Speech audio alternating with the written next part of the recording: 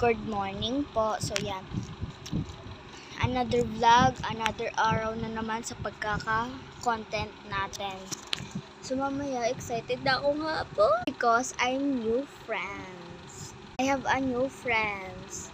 She names is Juliana. Bukas nandito siya or mamaya kasi may pasok siya na yun. Kaya di siya makapunta ngayong tanghali. Pero andito yung papa niya. So baka mamayang hapon yung uwian nila. I'm so excited.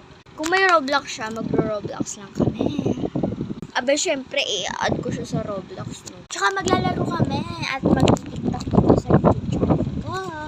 Hindi na si Jamila kasi si Jamila napaka-ines. Gano'n. Ano yung pencil case na nakalatag doon? Tapos, bigla-bigla niyo na lang kinukuha. Tapos, biglang ino-open. Kasi alam niyo na yung password. Tapos, si Jamila, pinagtatanggol ko kay Mikey. Gano'n.